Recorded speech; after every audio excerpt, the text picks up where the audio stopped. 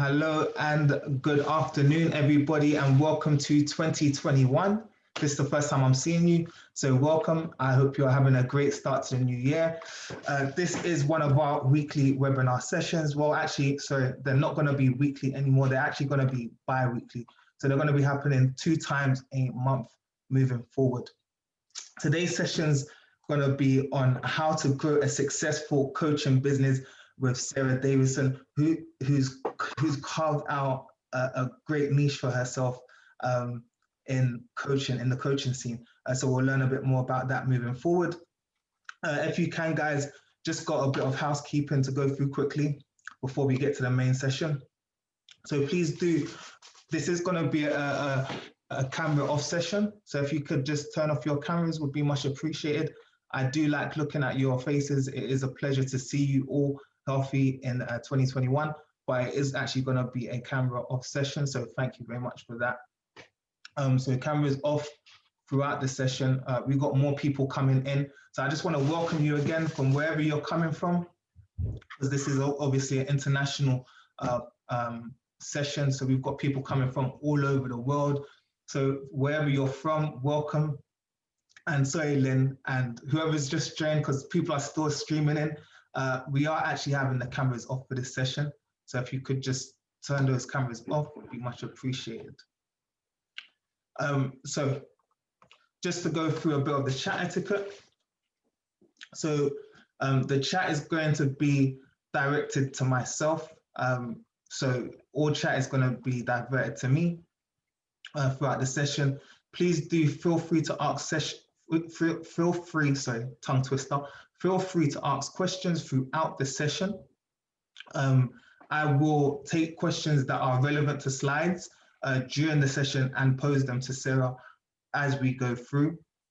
So don't hesitate, do get them through straight over to me. You don't have to wait to the Q&A session. If you do want your question to be asked specifically in the Q&A session, just put a Q at the front of that, and then I will ask it in the Q&A session. If it's something that is relevant to the slide, then I will ask Sarah in that moment and get the question over to her. We still got people pouring in, so guys, I am multitasking. I'm just allowing people into the room still. This is a popular one, so really looking forward to this session. Also, if I do open up the chat, because there is going to be instances when I do open up the chat, if Sarah wants some interaction and engagement, in those instances, please no selling of services. Just keep it strictly to the point and answer the questions that we're going to be throwing at you guys. So, and then lastly, but not least, obviously, share your support and ask any questions that you want to ask. Sarah just asked, why no cameras? So unfortunately, we're not having the cameras on due to GDPR purposes and also bandwidth as well. We just want to have a stable connection throughout the whole thing. So if you've got all the cameras on, it can affect that, and we don't want any disruptions. It's going to be a very valuable session, and we want you guys to be able to take it all in. We still have people coming in to the room. Welcome again. I may have to say, turn off your cameras again in a second. Sorry if I'm repeating that. Okay, so just have a few polls that I want to do, just some standard polls, or just one standard poll, really. I just want to find out the status that you have with us at the moment. So I want to know if you are a member or a non-member. So that's just gone up on your screens now. Feel free to answer that one. So are you a member or a non-member? And then following up from this, I know this one, we've really directed this session at coaches. So I just want to talk a little bit about our provider of training excellence, our coach of excellence coach. So I'm going to just look at that briefly. So I'm going to give you another 5 seconds for this one. 5, 4, 3, 2, and 1. Thank you for participating in that. So I've got another poll for you guys. That's going to lead into my next slide. Okay, So who on this call wants to stand out? And I wish you had your cameras on for this one. Who wants to stand out as a coach? Say I. Say I.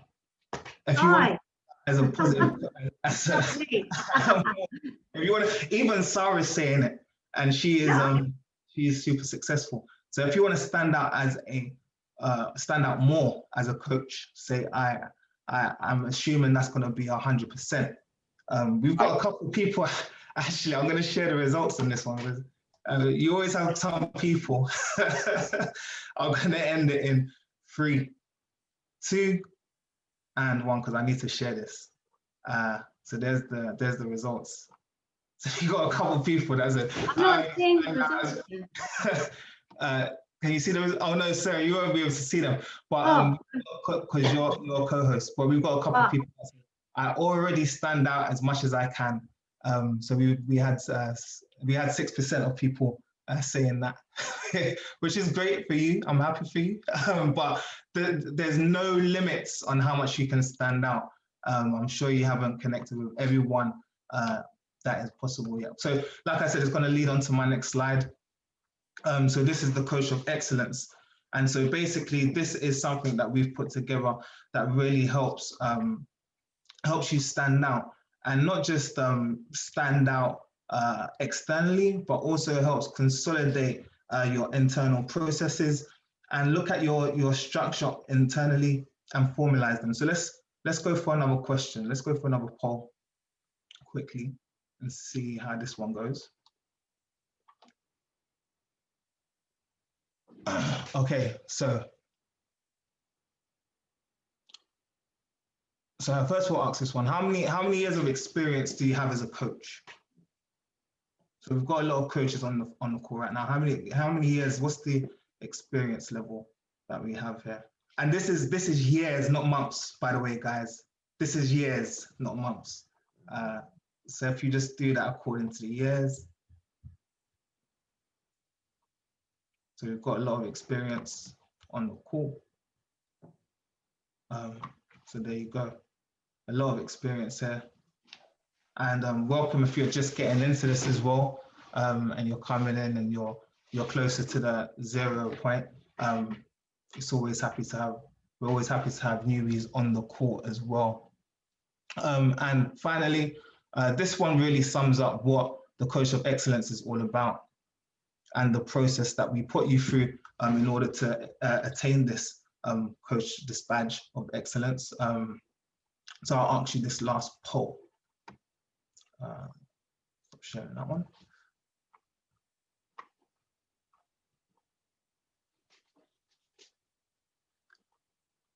So I just want to ask you, who has gone through the following processes? Who has gone through the following processes and actually formalized them down to the T? So these include, listen carefully, these include formalizing your standards, evaluation, future-proofing, satisfaction, processes, relationship processes, vision, values, structure, methodology, environment, and style. So let's just see how many people have done that. How many people have gone through all of those things and really formalized them down to the T, and also got someone else externally, like a third party, to actually go through that with them and actually also just kind of either verify what you have done or consolidate it alongside with you. So just let us know that one for me. I'll give you another few seconds on that one. So you've got 3, 2, 1, and ending. And again, I'll share those results with you. So again, as expected, most people, some of those things have been formalized, and for some, none have been formalized. So this is something that we would love to help you with, basically, by putting you through this standard. So lastly, what I'm going to do is just the last one quickly before I move on to introducing Sarah, is just ask you, I just want to know if you're interested in receiving some contact about that. Give me 1 second, let me get on this poll.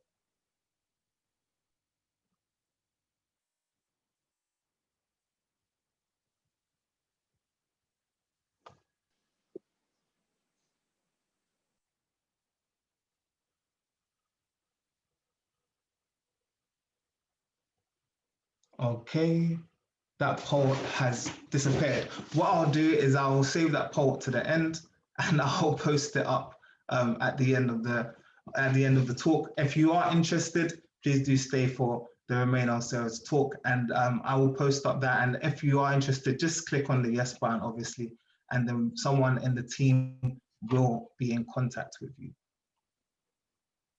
Okay, so moving forward. So we have a 50-minute webinar session.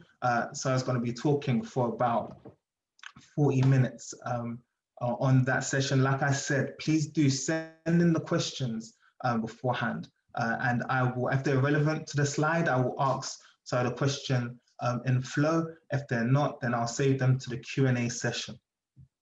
Lastly, the recording for this is going to be shared.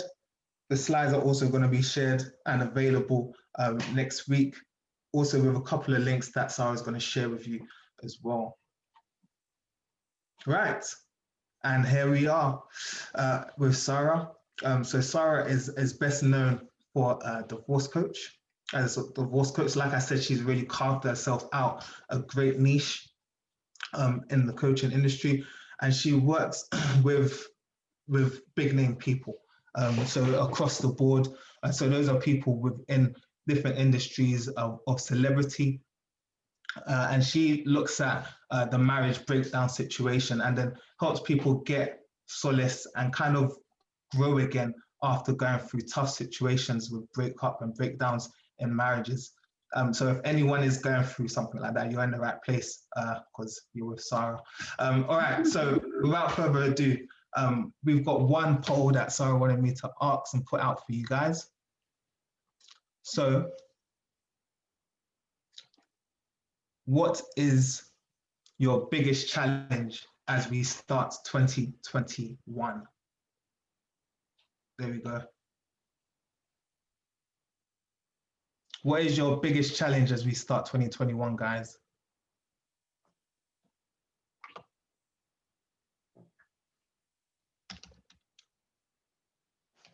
So you've got the results coming in.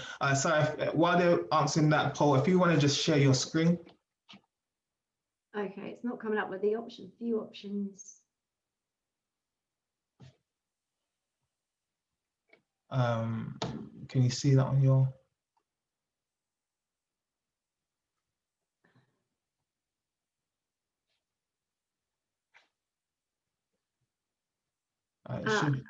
I think because you're sharing, can I? Okay, it's not coming up as an option, I think, because you're sharing, but I don't know. Let me try. Okay, if you want to give it a go now. Sorry, guys, if we can just get that answered. So we still got a couple of people that haven't answered that one. I'll give you a couple more seconds for that as we get Sarah's slides up. Thank you. Perfect. Okay, 3, 2, 1, and poll ending. Okay, so we've got our results here. So we've got 18% said getting my coaching training business started, 30% said growing my coaching training business, 43% said attracting clients to my coaching training business, and 9% said having the confidence to deliver positive transformational results to clients. So it's good that most people on this call have got the confidence already, but you're, like I said again, you're in the right place. We're going to be reviewing most of this stuff with Sara today. So yeah, please take it away. Brilliant. Well, thanks, Daniel. Thanks for the intro as well. Welcome, everyone. It's really nice to see some of you, but I know you're on there, the rest of you. Thank you for taking time out to come and see me. I am going to be talking today about sharing how you can grow your coaching business and also become an outstanding coach. So that's what I'm about. Just as a way of introducing you, we now know where you are. So I'd love to take questions as they come up. If I'm going through, please do put it in the chat, because if I can answer it where it's relevant, that really means that I can add more value for you. And that's what this is all about for me. I want to give you as much value as possible So do pick my brains, ask any questions, pop it in the chat, and Daniel will let me know when the questions are coming in. So I think it was 18%, Daniel said, is you're just starting out, 30% growing your business, 43% attracting clients. We're going to cover all this, and 9% confident, would like some confidence in transformations, which again is brilliant. We can cover all of that and lots more. I'm going to show you how I created my global coaching business, okay? Because as you probably know, the life coaching market out there is pretty saturated. There are thousands and thousands of life coaches. And what I want to do is show you how to break through that so that clients can find you. So those 43% of you that were looking for that, we are definitely going to cover that in a lot of detail. And everything I'm going to teach you today and share with you is really going to help you, whether you're brand new to coaching or whether you've got an existing coaching business and you're looking to take it to the next level. So everything I'm sharing with you, you'll be able to use in some form. Okay, so I will tell you a little bit about me. I am Sara Davison. I'm best known as the divorce coach. I've got 2 best-selling books, and we'll cover books a bit later. One is called Uncoupling, How to Survive and Thrive After a Breakup and Divorce. That one, if you want to ask me questions about books, I will take them later.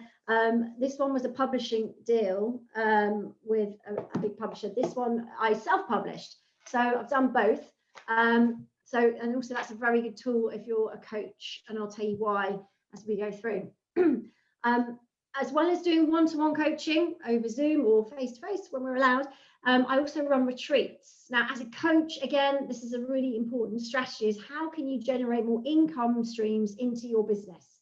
Because the tools and the skills that you have to create those positive transformations with clients, you can use them and package them up in lots of different ways. So don't feel that you are, just doing one-to-one, because that you're missing the trick if that's what you're doing. So I'm going to explain a little bit more about that. My breakup recovery retreats are well known. They were dubbed by the Daily Mail as Heartbreak Hotel, which, funnily enough, didn't go down too well with this venue, which is where I do all my retreats, because it's so stunning, as you can see. And people, when they're brokenhearted, it's nice to be in a beautiful sort of surroundings, and the staff are super friendly too. It's actually called Ashdown Park Hotel. I don't know if any of you know it, but it's stunning. But actually they're one of the top wedding venues in the country. So when the Daily Mail plastered them as the Heartbreak Hotel, the manager phoned me. He wasn't too happy, but they've got a lot of business anyway from it. So,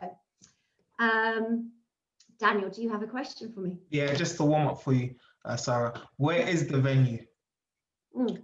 Ashdown Park Hotel. Yeah, it's called Ashdown Park Hotel, and it's down near Gatwick. So it's in East Sussex. It's absolutely stunning. Highly recommend it, although it's probably closed right now. Okay, and then obviously I'm talking about different things that I do just to show you how the business works. And then we're going to dive into how you can do the same thing. So I also have an online training program. So as well as coaching people through heartbreak and divorce, I also train coaches how to specialize in breakup and divorce. Okay, so there's an online training program. I will tell you a little bit more about that later, but it's also supported by live webinars with me as well. Also, another way that I have grown my business, which we'll come on to again a bit later in more detail, is through the media. So I have been in most press magazines. There's a few on there, but getting yourself in the press is a very useful tool. It also expands your reach pretty, and it can be global as well, which is another way, because the Daily Mail obviously is one of the most read international papers. So if you're on the Daily Mail online, then obviously that is global too. Also been on TV, Victoria Derbyshire show this morning, some other things. I also have my own TV show in Ireland called Heartbreak Hotel, where they would send me brokenhearted people and I would help them take back their control and start to feel good again, which was great fun to do. And also one of the most important things to me that I do is that I am lucky to be the patron of the Dash charity, Domestic Abuse Stops Here. It's a charity that provides refuge to women and children who are dealing with domestic abuse. As you can imagine right now, that is really on the front line. They've had an increase in calls just to the charity in the last 12 months of over 300%. So I know COVID is playing a big part in the increase in domestic abuse, as it is in the want and need for any kind of coaching, because obviously anxiety is going through the roof, stress is going through the roof, financial pressures, uncertainty about jobs and the future. So right now is a really good time to be in coaching, because there are so many opportunities out there, and it's the beginning of 2021. We've got the whole year ahead of us, and I really want to show you how you can capitalize on all those opportunities that are out there right now. Because whilst, as I said, the coaching market can be quite saturated, there are things that you can do that will just give you the edge to help you power through. And I'm going to share those with you now. Okay, so coaching is an interesting one, because there are lots of courses, lots of books, lots of studies you can do. And I know that when I started out, I started coaching, well, straight out of university. I set up a business to promote motivational speakers, and I was flying some speakers from the States to the UK. And so I don't know if anyone here has heard of Anthony Robbins, but some of his speakers I was flying over. We're talking 25 years ago. So it was like just at the cusp. The States were really big into their self-help. Over here, we were, as always, probably 5 to 10 years behind the States. So I was really riding the crest of a wave and got quite lucky. I managed to work with some amazing people like Paul McKenna, Richard Bandler. For those of you who've studied NLP, he's the creator of neuro-linguistic programming. I was working with him, promoting them. Anthony Robbins in Europe, I was working to promote him. So, and some other people that, like the Barefoot Doctor, I don't know if any of you heard of him. He was a fantastic sort of healer stroke sort of motivational speaker. So there's a wide range of people that I've been lucky enough to study with. And what I found was that you can do all the events in the world, you can do all the training, you can have all the courses, you can have all the qualifications, but that still doesn't really help you get started with your coaching business and then grow your coaching business. So sometimes it can be very confusing, because you might learn some great techniques, but really that's the technique, but what happens when the client shows up in front of you? So I'm going to give you some practical advice today that you can implement straight away, no matter what stage you're at, to help you make a difference. And it's all about how do you apply what you know. So if you're like me, you've read hundreds of books. I have a study room in the next room here, and it's just wall-to-wall books, every self-help book going. You know, I've got them all, piles and piles, bookshelves and bookshelves of pretty much every book that's ever been written. And I've read them all, consumed them all. They're all kind of dog-eared and thumbed and highlighted. And I've got that knowledge because I've read them all. But then how do you apply it? And that is something that I see a lot of coaches, especially the coaches that come to me and say, Sara, I've done all this, but I still just, how do I apply this to my business? Because ultimately as coaches, we need to make an income. And there's nothing wrong with that. You know, we're offering a service and we need to, you know, make an income. And also what you're delivering is valuable. You're adding massive value to people's lives. And you'll be able to transform how they feel and impact their life in a positive way. So if we're creating those positive changes, then obviously we need to work out how we get our business to catch up. Now, the fear is something that a lot of coaches talk to me about, and I have a very active Facebook community for the coaches that I train, and a lot of people when they're getting started are saying, Sara, I'm just terrified that you know, how do I know what I'm going to say to my clients? What happens if I get brain freeze? I don't know if any of you worry about that or used to worry about that in the past, but sometimes, you know, even if you're just having a day where you've got a lot of things going on for you, how do you overcome that brain freeze when you're not really present or you just can't think of what to do to add massive value to your client? So I'm going to show you how you can shortcut that too today. So growing your business is absolutely essential, because you can be the best coach in the world. You can have all the confidence in the world being the best coach, but if nobody knows you're there, well then, you know, it's not going to work, is it? So there's two sides to growing a coaching business. You've got to be an outstanding coach. I talk to all my coaches about being outstanding. There's lots of average coaches. There's lots of good coaches. But being outstanding is really what we're aiming for. And that's what I train my coaches to be. So that's what I'm sharing with you today, how you can break through and be outstanding. But when you're outstanding, you've got to grow your business at the same rate so that you can attract the clients you deserve. We've got to set it up so that you love your business. Okay, it's really essential. I'm going to also show you how to do that. I want you jumping out of bed in the morning thinking, I want to go work. You know, like, oh goodness, you know. So it's got to be passion. So I'm going to talk a little bit about that. So today, what I'm hoping to do by sort of giving you an oversight of my business, and there's also another thing that's not on the slides that I've just shown you. I also have a podcast which you can check out called Heartbreak to Happiness. And it is a podcast all about overcoming breakups, heartbreak, separation, and how you can get your life back on track. So some of the episodes are me giving my advice and support. Some of them are interviews with some amazing people. So you will have heard of some of them. Some of them are big in the States, but it's a great resource of free content for clients, which again is another tool I'm going to talk to you about, because don't be afraid to give away information. Okay, it's absolutely key to growing your business. And I'll explain to you how that works as well. So in today's session, I'm hopefully going to shortcut and fast track all the learning you've done and all the training and pull it all together for you so you don't have to make the same mistakes I made. Because when I was starting out, I tried different things and it didn't work. I tried techniques and strategies didn't work, trying different ways to grow my business. In fact, one weekend when I was quite early on in my coaching career, probably about 18 years ago, maybe a bit less, I thought, I know what I'll do. I'll put an advert in the Sunday Times. Now that was before email and things like that. So I thought, right, I'll put an advert in the Sunday Times because I was running an event and I thought that would be a great way to publicize it. And I even went to the lengths of hiring a telesales centre down in, I think it was Devon, with some lovely ladies who I trained on the script and what to say, to take the calls to get the people to book into the seminar. So on the Sunday morning, the ad went out and I rushed out, got the paper, it looked great. I got one phone call, and it cost me £5,000. And back then, that was a lot more than it is now. And it was extortionate at the time. So I've made some mistakes and I've learned from them. And I'm going to share with you some of the ways now that I use in my business right now today, which have accelerated the growth. And so you can do the same.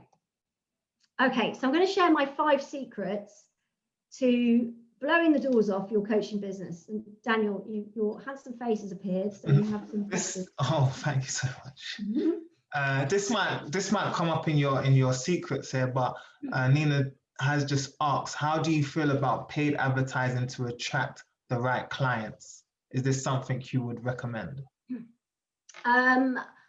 I would not recommend some paid advertising. It depends. Like Facebook ads can be highly effective.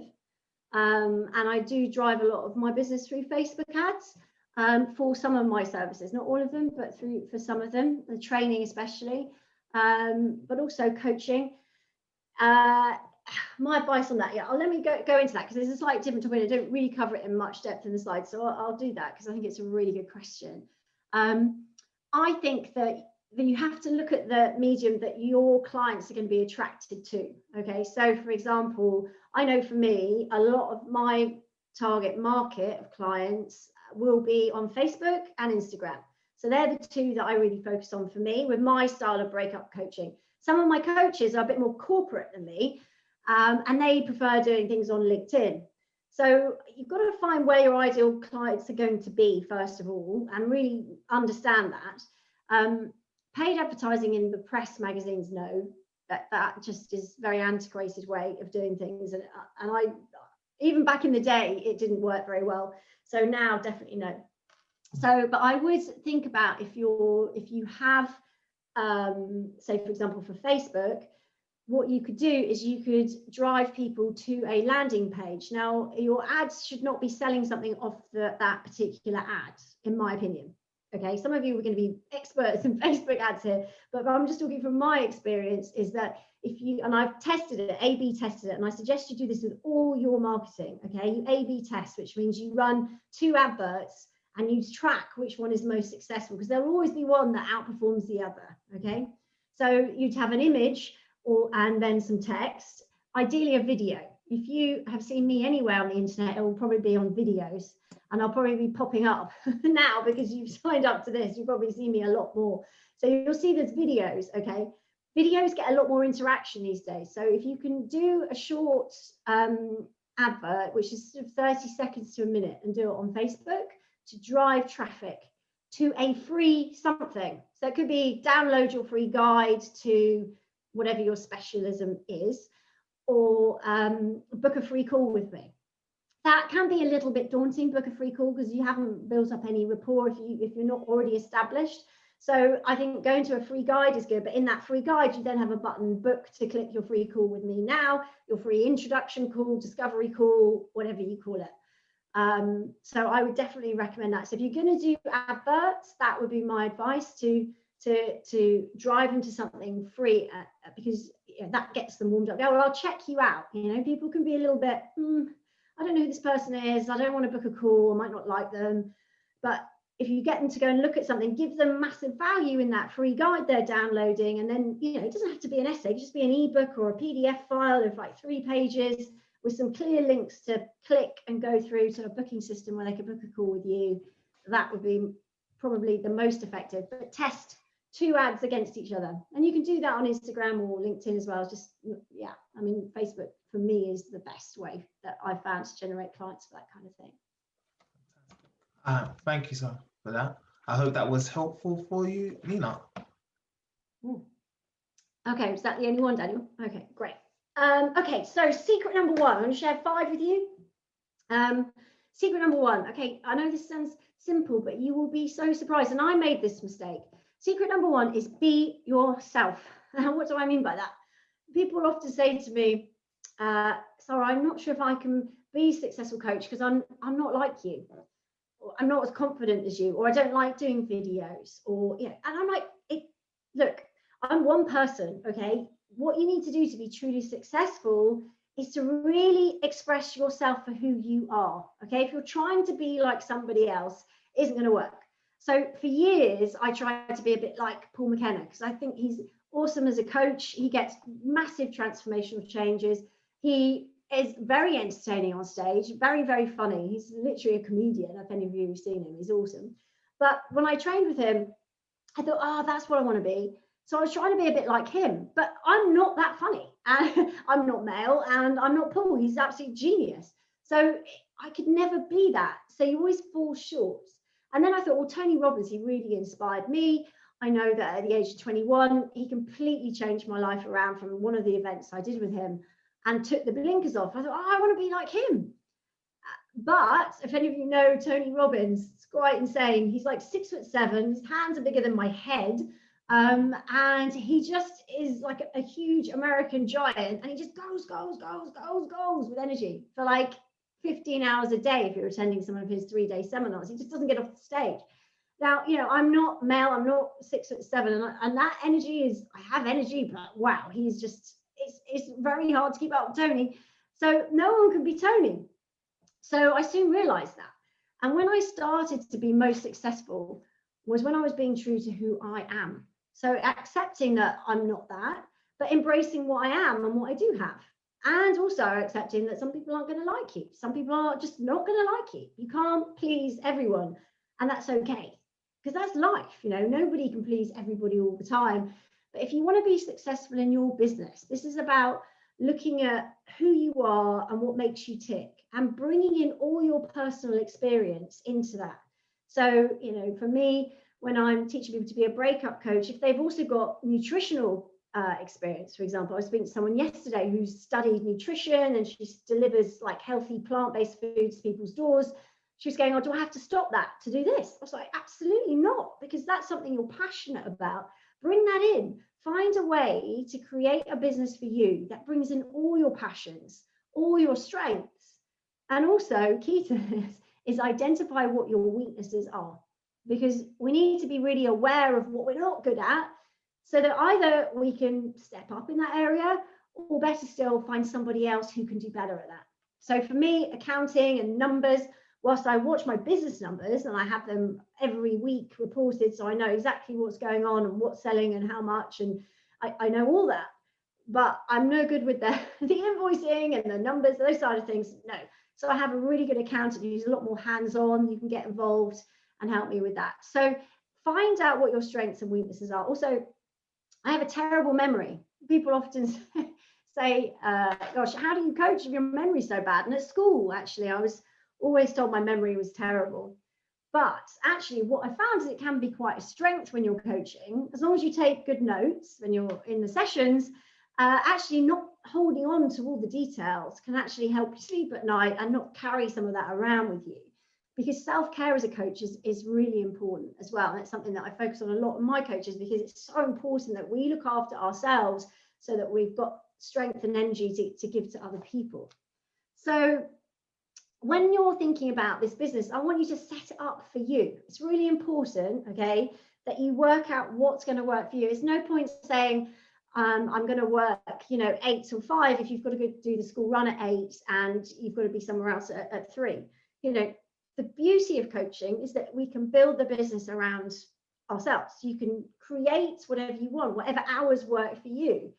For me, I don't see clients before 10 a.m. because I do the school run and then I exercise. That's when I do that. So I always do that. And, I never book anyone in unless it's an emergency, but very rarely do I ever book anyone in that morning slot, because that's my time for me. So always build that in for you so you can still stay strong. Build it around exactly what you need. Okay, this is, I know when you're starting out, you think, well, I've got to work all the time, but your business won't be truly successful if it's not on a steady foundation. So you've got to be realistic about what's going to work. Now, I don't start till 10, but quite often I don't finish till 10. So I'm not saying be lazy. What I'm saying is make sure you work it around what works for you so that you can engage fully with it.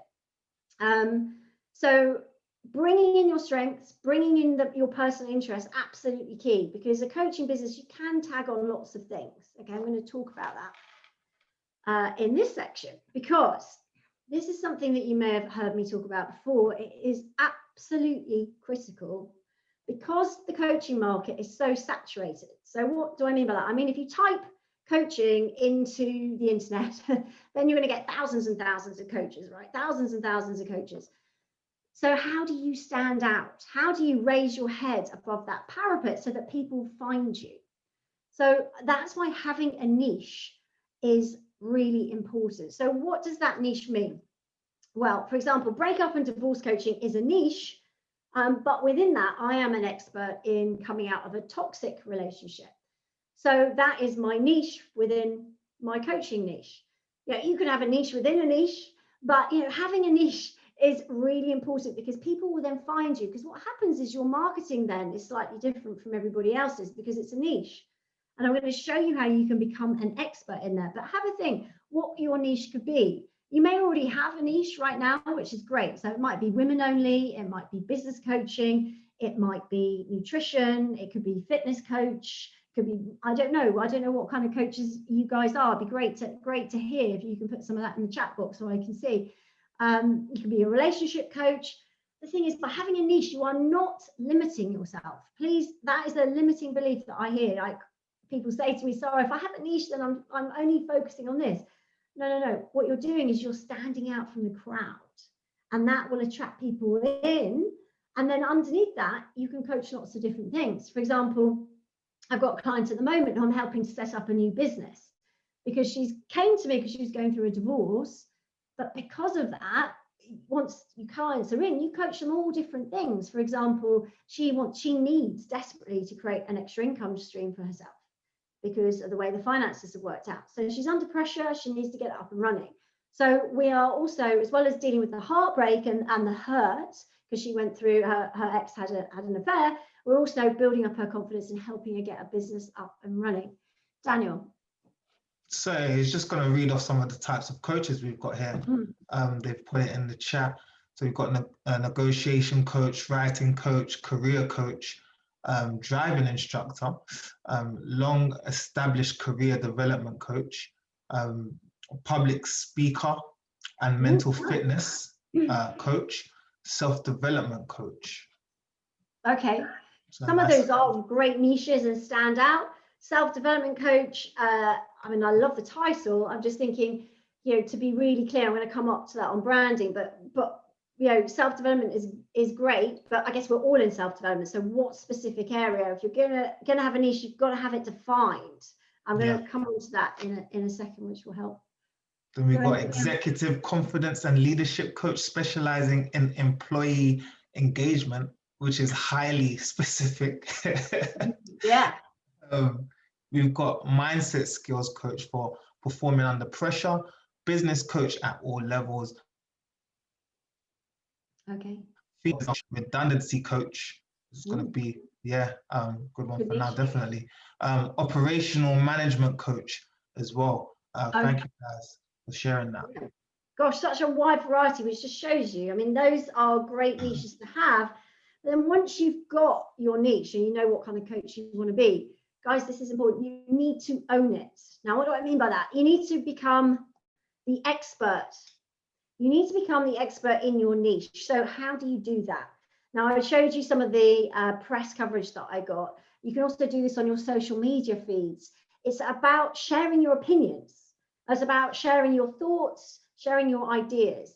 Now, how do you do this to get more media coverage or to get the clicks and the likes and the comments? One of the top tips for that is to make sure that you do it on something that's relevant.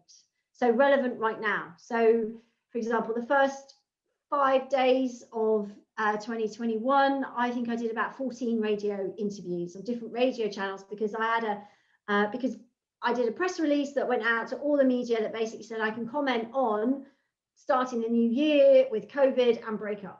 And so obviously that's a topic that everyone's going to be talking about. It was super, super relevant. So everybody wanted some of that. Also, we've got Valentine's Day coming up. How can you do something around that? Or if you've got anything specific for your niche that is important, like right now, how is COVID affecting the businesses that you're working with? How is it affecting the public speaking or the negotiating? What are the things, have you seen someone in the media negotiating or someone that's high profile? And copy, and if you see a post somebody else has put up, repost it with your comments. This is what I mean about becoming the expert. You need to get your opinions out there. If you can do this consistently and regularly, it doesn't have to be every day, because that, managing a social media account on one feed is a big job. If you're doing it on 2 or 3 or 4 or 5, then it becomes all consuming, and you kind of need to tailor it for the different feeds. So I would pick the one that you think is the best suited to your ideal target market to get started, and then focus your energy on growing your followers, your likes, and your interest in the comments, and making sure you're responding to everyone that engages with you on that. So if someone posts something, you reply to it and you put a comment in, because engaging with your audience will also affect the algorithms behind these social media platforms. So becoming the expert, putting your opinion out there, commenting on other people's feeds, following the leaders in your field, in your coaching field, and making sure you're having conversations with them on their feeds, all really important to establish yourself as the expert, which again is about putting yourself sort of to the top level there in your niche. So you're putting your head above the parapet so people can find you easily, whether that's from your forums or from comments, but identifying yourself as the expert in your field by commenting and pushing up your profile is really key. Okay, then obviously secret number 4 is you need the skills. Okay, you can talk the talk, but you've got to be able to back it up. You've got to have those transformational coaching skills. Now, it's only 9% of you that said that was an issue for you, so I guess you guys have got this covered, which is fantastic. If you've got the confidence to deliver your coaching and you've got the skills to back you up, like I said, if you've got the skills, the marketing thing is the most important thing to generate the revenue. If you don't think you've got the skills, then you do need to invest in getting them, because you need to be able to deliver those fast transformational changes that we all want for our clients. So having those skills now, it could be, for me, one of the most important skills that you can master as a coach is your people reading radar, which is not just looking at the words your client is using with you, but also being able to see so much more. So this is one that I practice a lot with my coaches about. I did a training webinar with them last night about how do you find out more about someone than just what they're telling you. And those sort of skills, sort of looking at what they're wearing, their facial expressions, their body language, how they're breathing, just the tiny details, what they're wearing, all sorts of things can give you clues. So it's about being Sherlock Holmes and diving deeper into that. So those sort of skills are going to really take you up to the next level so that you can really blow the doors off. And you start to coach a little bit more intuitively if you've got those body language skills as well. Okay, so I'm just conscious of the time and I want to get as much in as possible. So secret number 5 is your branding. I think this is probably the number one mistake that I see with coaches, is that they don't have a brand. Because a lot of people say, well, I don't need a brand because I'm not a big corporate. But guys, you do, because again, it's about putting your head above the parapet and giving your audience, your potential clients, something to grab onto, something that distinguishes you. But the key here is making sure it represents you and is a representation of you. Again, it's about being true to yourself, not like being somebody else. So creating your brand, how you do that is by identifying the sort of 5 to 10 words of things that really reflect who you are as a coach. So your coaching personality style, how you want to be perceived out there in the marketplace, but make sure that's congruent with who you actually are, because if there's a disconnect, that will come through. So being totally congruent, and then matching that with fonts and colors and photographs that are all on brand and reflect that. And then pulling that all the way through every single thing you do. So if you look at all my products, if you look at all my trainings, if you look at my website and the podcasts and everything, it has a synergy. That whole branding is consistent all the way through. So it makes me instantly recognizable. Daniel. Yeah, we have a question here, Sarah, from Steve, who asks a very relevant question. How did you develop your brief for your brand? How did you develop your brief for your brand?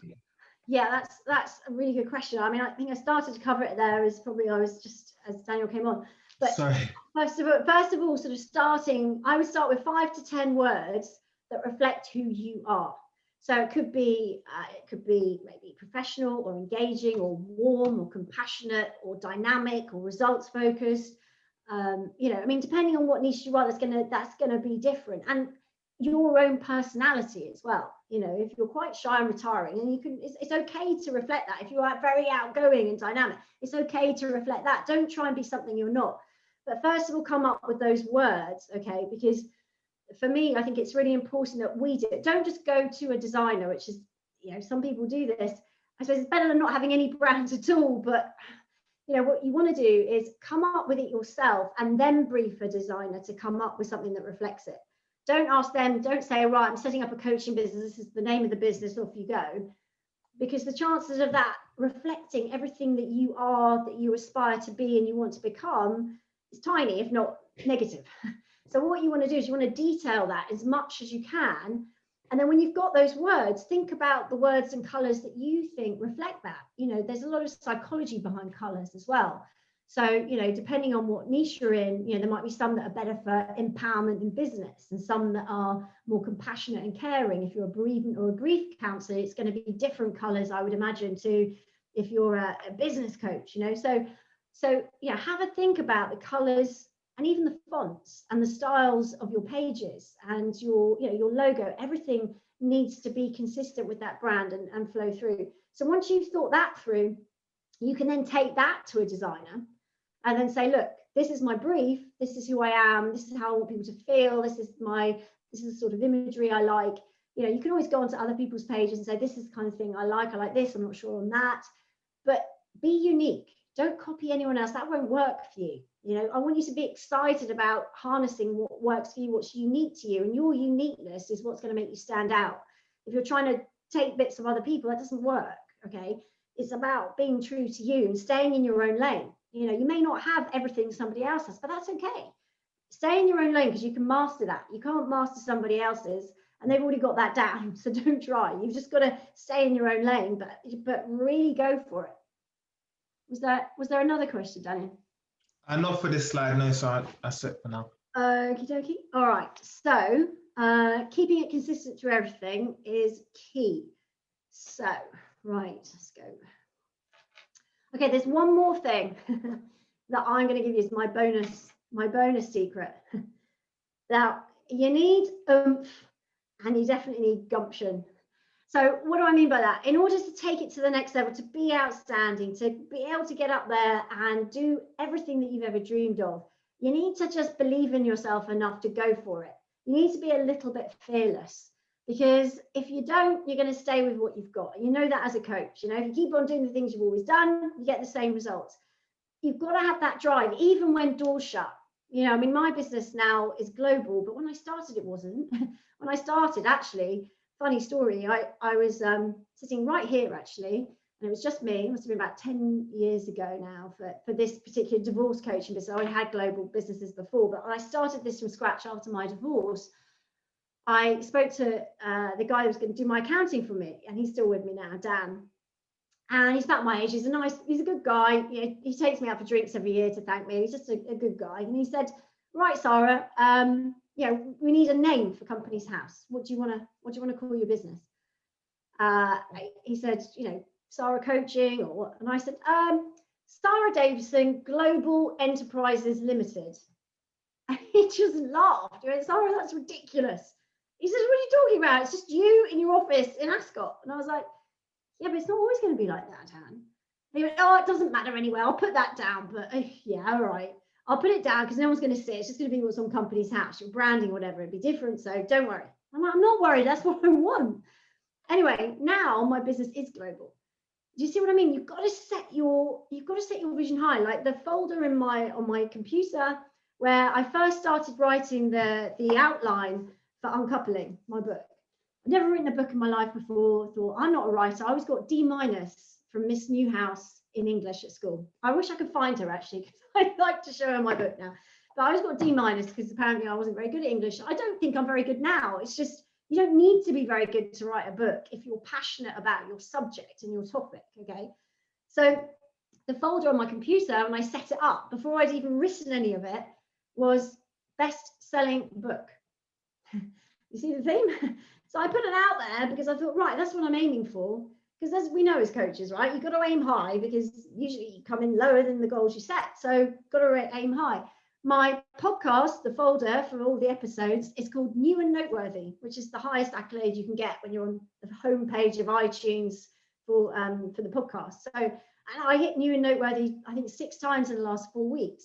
So, you know, it's about having that oomph and gumption and that belief in yourself that you can do it, you can power through, and you can get there. So creating those transformations is obviously why we do this. You know, it is an industry where you can really help people. You can really help people make a difference to their lives and improve it, whether it's confidence or with work or with a breakup. Okay, so that we're lucky to be in a position where we can really enjoy our job because it's incredibly rewarding. I want to tell you a little bit about my breakup and divorce coach program. It is an online program, but I support it with lots of live webinars with me, a bit like this, but everyone's on camera because I really like to see everyone's faces. And we do regular Q&As, I do ongoing training, and I teach you how to be a breakup and divorce coach. Now, those skills you can bolt in to your existing coaching business to take it to another level with extra income stream of breakup and divorce coaching. For some of you, that might be a really relevant income stream to add onto your business, or it could be a whole new niche that you get into. But that's the program that I run and I train. We have over, I don't know, 120 coaches in 5 different continents around the world. We have a really interactive training and divorce coach program with that. So it's video based, and I'm offering £1,000 off at the moment for January. So it's only 1,997. There are payment plans, and it has a live Facebook group as well as access to me and lots of other things that we do. Some of my coaches, like Caroline, she started out, she did the course in 2018, and 3 months later, she won a business award. She's now got podcasts. Another one of my coaches had never coached before, and she's got her own book out now just 2 years after doing the program. So, as I said before, with oomph and gumption, anything is possible. And that's it from me. So if you do have any questions, do drop them in the chat box. Please do. Thank you so much for that, Sara. And anything indeed is possible. Thank you for the information. I hope you guys took down loads of notes. And we have questions that came through.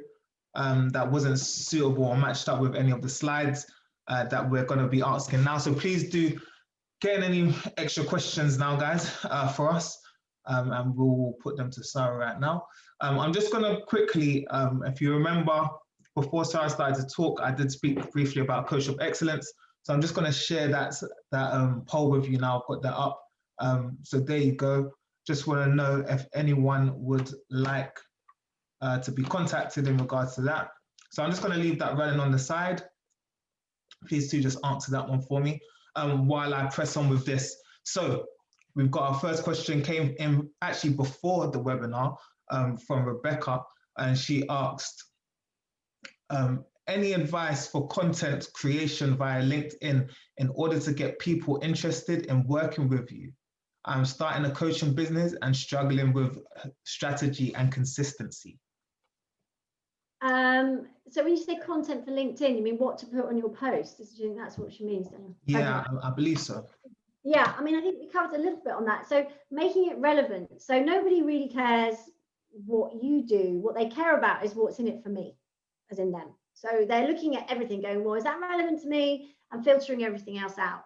So that's why if you're thinking about putting posts up, you've got to make sure there's something on there that's relevant for that audience. So it might be that you say you're talking about something that's going on in the news right now. Link it to something that someone else is talking about. So go on to other people's tweets and see what they're getting a lot of interaction on, and then either comment on that or do your own post on something like that. If there's something in your industry, in your niche, you know, if you're in business and there's some business stats that come out, or, you know, there's some statistics that are out, think about that and how you can integrate it. If you're a personal coach, maybe LinkedIn isn't always the best place to be. If you're a personal coach, I don't know what kind of coach this lady is, but if you are a personal coach, maybe there's other ways of doing it, but try and find things that are relevant, that are exciting, that people want to talk about. You're more likely to get picked up by the media as well if you're doing something, if you're commenting on things that are in the press and hot topics.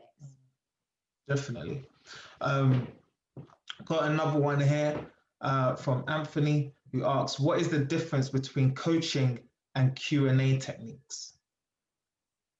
Well, I mean, coaching is where you're sort of help. Well, for me personally, as I interpret that question, I guess, is when you're coaching somebody, you're helping them, sort of giving them strategies and asking them what's going on with them, so you can dig deeper into their situation, unpack all the options available to them. Sometimes we get quite myopic, or clients get quite myopic. So our job is to sort of open up, take the blinkers off, look at all the options and explore that and help them move forward with an action plan, something to give them momentum to keep moving forward. Whereas Q&A for me really is when someone's sort of just, you're diving into lots of different topics and just taking questions like that, I suppose, you know, just sort of answering on the spot. Which is actually what I'm doing next this afternoon. I've got a live podcast where they're just doing a Q&A. So that's going to be like, I won't have any warning, but they just throw the questions at you. It's a warm-up session. Got a question from Jan, who asks, do you recommend registering as a sole trader or a company? Well, I would just avoid any unnecessary costs until you need to set up and get going. You can always change things like that. I think just getting your business up and registered is the most important thing. And then after that, you can, hopefully you'll get traction and you'll need to set yourself up as a company and that will go forward. But I mean, for me, I already had a base to work from. So I set up as a limited company from the get-go. But if you're not going to do that, and you know, obviously there's lots of things to take into consideration. And your accountant, knowing your situation, will be able to tailor that advice to you. But keep your costs as low as possible. I mean, the beauty with coaching is you can start coaching a whole business with just a laptop and a website and branding. Definitely. I would concur. Definitely keep things simple until they get complicated. So at the beginning, you had like a montage of different things that you was involved with. And Catherine at the beginning, she asked, oh, where's he gone? Sorry, Daniel, I lost you there for a minute. Yeah, so did I. I thought you were supposed to be like, you were just kind of blank staring me. I was like, maybe she doesn't understand the question. She just wanted to know is, what's your involvement in those kind of media videos? Was it on national TV or was it online TV platforms that you was involved in? I've done both. I've been interviewed for ITV News just online because they can't do much more at the moment. People don't want to go into studios, but I've been on the shows live as well. I mean, it depends what they want and need. Like this morning, they had me on the table where it's the sort of agony aunt section where you go in and answer questions live. That's daunting. Q&A live on national television with millions watching. Imagine. That's daunting. Because and then they say, don't repeat your answers and make sure you tell everything in 30 seconds. It's like, how can you mend a broken heart in 30 seconds? I'm trying. Yeah. Got another one in from Tom. We got loads of questions. I'm not sure we're going to be able to get through them all. Loads of questions just poured in. Got another one from Thomas. What's your criteria for an extraordinary coach? And how important do you think a theoretical model for your coaching is? Yeah, interesting. I mean, the techniques I teach are ones that I still use now after 25 years of coaching clients, and they're not necessarily the ones that you learn on sort of the Get Started Coaching courses, because it's things that I've learned as you go. So, I mean, having coach training is essential, but it's about what works for you. And as you are more experienced, you'll pick the bits that work for you and the bits that don't. I think it's very difficult if you try and squeeze yourself into one model of coaching, because there's so many things that can work and you're working with different personalities. It's really about the client and what's going to motivate them. So the best skill I think to learn is how to read people and then learn what their motivations are, so you can really dive in and help that individual. The same thing, you can't use the same strategies, I'm sure you know that, but with everybody, everything is slightly different, slightly tailored. So as long as you can think on your feet, and I think just being passionate about what you do, but being focused on what your client wants, not what you think they need, but actually making sure you find out what they need so you can focus on that in every session. Brilliant. So do you have time for 2 more questions, or do you? I'm happy. Yeah? I'm happy. So we've got another one from Stephanie. So I've been commissioned to write a coaching book. Congratulations.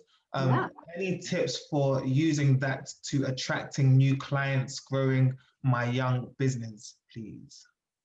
Yeah, so having a book is really a great way to establish yourself as an expert, because what you'll find is people say, oh, you've got a book, and you go, yeah, and they go, great, you're an expert. They won't even have read your book. They'll just know you have a book. So actually it opens a lot of doors. You can also offer people your book and just charge them the postage, because if you want to get into that, you can use it as a free tool to try and get business. A lot of people do that. So for example, you might run an offer, so you just charge the packaging and postage and send the book out. I mean, or you can do, like my book, The Split, is available as an online program. So you sign up to it online, you get a chapter every day for 30 days because it's a 30-day plan. There's lots of ways you can use your book to generate business. So I like the idea, that kind of drip feed idea, and you kind of package it down for them into bite-sized chunks by email. Yeah. That's a cool one. I like that. Yeah. Jackie Wilkes asks, we spoke about the kind of defining your niche, but is there any process that you would use to help them to do that, to kind of explore what their niche could be? Yeah, I mean, obviously that's quite a big topic to answer in one question. I do go into that in my program. Yeah, I mean, it is a process, yes. And I mean, I guess, obviously I train that in my program, but what I would say is that if you find what you're passionate about, and it's not something you'll necessarily get the answer from immediately, it's something you have to ask yourself over a period of time, like what really resonates with me? Why do I really, you'll find something. You might be, for me, my breakup was so painful. My divorce was so hideous that I was devastated. And I was like, I'm not going to go through all this pain and it just be pain that I have to go through. I need to turn this into something that's going to help me help other people.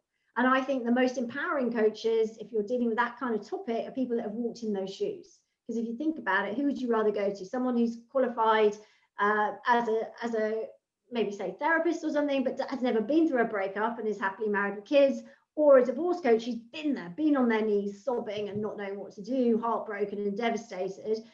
you know, and then come through at the other side. So if you've been through some trauma in your life, if you've been through tough times, quite often you find that that's the leverage there, because you're passionate about it, you know you can get through it and you can inspire other people to do it. Sometimes that's a great way of finding your niche. Or something at business that you really enjoy, like the negotiation coach that's on the call. Like that's a great, if you love negotiation, you've got a natural ability at it, then that's something that would be a great niche. So but you've got to be passionate about it. Don't do it if you don't care about it. It's got to be passion, because this is what gets you out of bed in the morning. This is what helps you grow a business you love. And if you want to be truly successful, you've got to love what you do, truly love what you do. 100%, 100%. So we've got another one from Pete. I think we could do this all day. What is the difference between coaching and mentoring?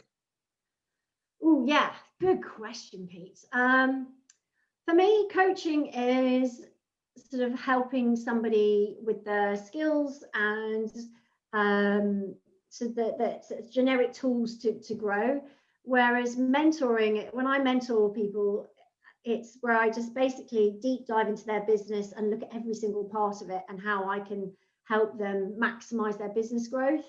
I mean, some people have mentors who aren't coaches. For example, if you want to grow the business side, you might want to go to someone who's done a lot in business and can help you with that. They wouldn't necessarily be able to help you with the coaching skills. So I think mentoring is really when you go to somebody who's got a lot more experience than you have in that field. You can learn from that experience, I suppose, and grow your business. It's a good thing to do. Definitely, it's kind of giving back kind of thing. Yeah. At the same time, we've got a lot of people saying thank you for the session, great session. So thank you, Sara, again. We've got more questions. Tell me when you want to stop. No, go for it. We've got another one, Andrew. When you first started out, Sara, did you do more face-to-face coaching, or did you start with online approach through webinars? Whose question was that? That was from Andrew. Andrew, when I first started coaching, there was no online. I'm that old. I'm that old. So yeah, no, it was face-to-face. Who would have thought it? Oh yeah. This is yeah, no, there wasn't. So there wasn't even email. So there you go. I was doing my business of direct mail, stuffing envelopes and yeah, folding and licking envelopes. So I face to face, but please don't let that stop you, okay? Because actually, you know, now what's happened with COVID has been actually in some ways good for coaching, because now I used to get people saying, but I want to come to you, you don't live near me, so maybe I'll have to wait till I'm coming down that way. Whereas now you have people all over the world. I mean, suddenly your client base has just gone global because everyone is on Zoom.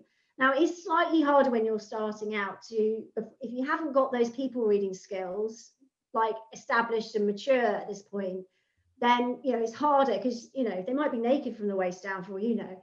So you can't really read much about people as much because you can't see them and you can't really watch them as well.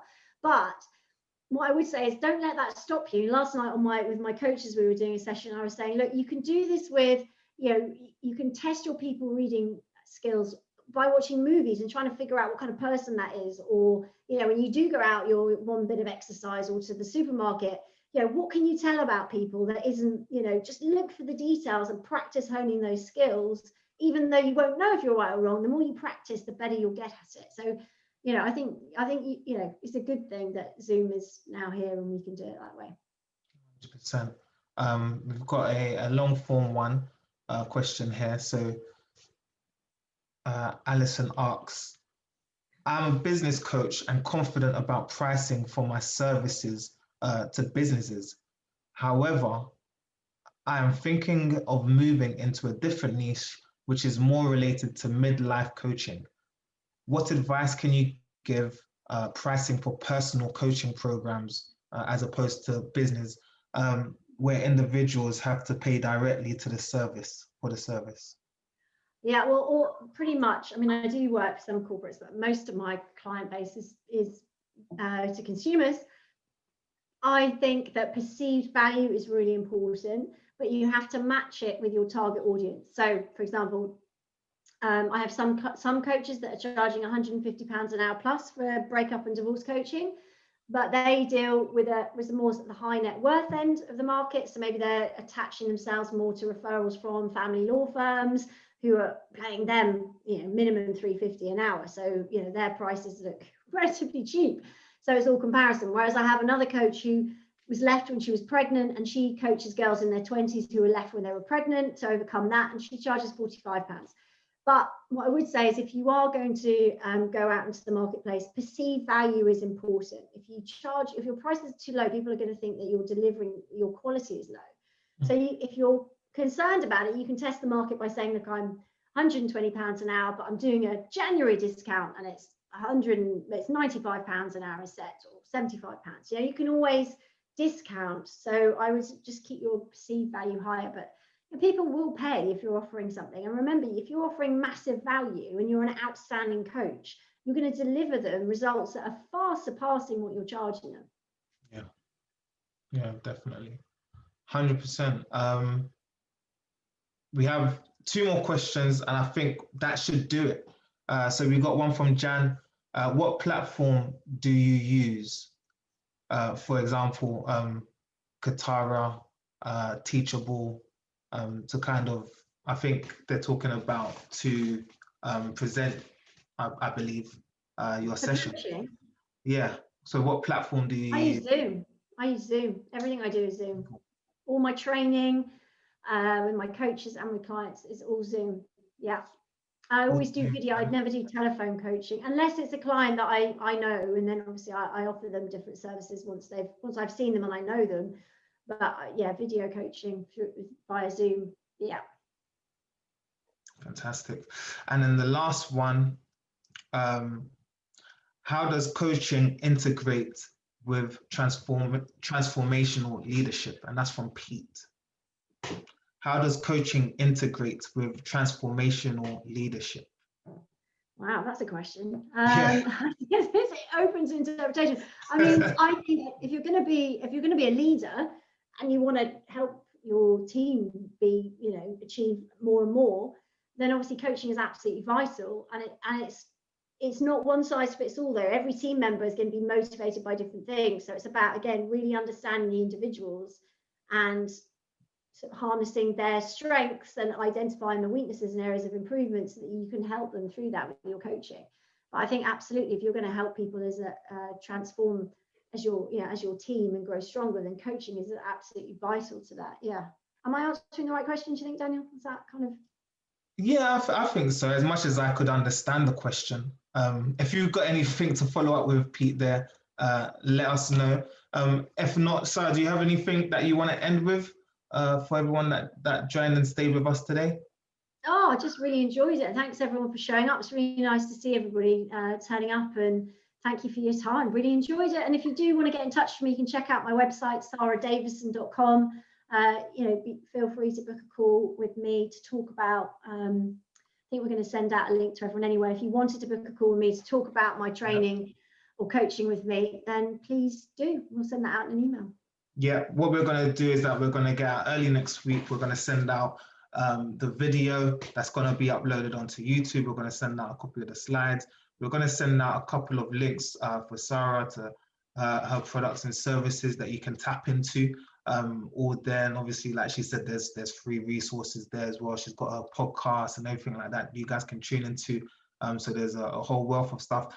And talking about more content, in the chat just now, there is our YouTube channel, and also our last session from last year, which was about 2021 social media trends, is still very, very relevant. So obviously jump onto that. You can click onto that link and check that out now. And also you can register for up and coming webinars there on the second link.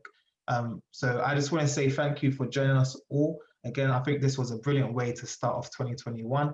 And yeah, looking forward to seeing you again in a couple of weeks. Thank you so much, Sara. I enjoyed the session thoroughly. Thank you. Thank you, Daniel, for hosting. You're awesome. Thank you. Oh, thank you. We've got like loads of people saying thank you very much. Great session. So many people. So thank you all for staying on with us. Appreciate it. Enjoy the rest of your afternoon, morning, evening, wherever you are. And we will see you again soon. Thank you. Thanks, Bye, everyone. everyone. Bye. Bye. Sorry, if you want to stay on for me. Okay. Bye, Chris.